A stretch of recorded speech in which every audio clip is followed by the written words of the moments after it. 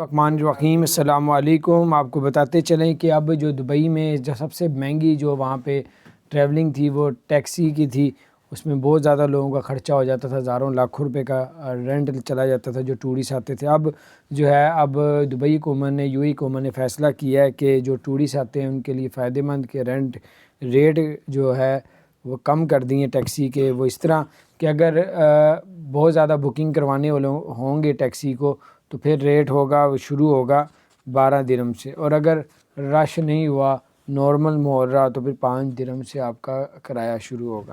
تو یہ کچھ اپڈیٹس تھیں، یہ ٹورسٹ والوں کے لیے بہت فائدہ ہے۔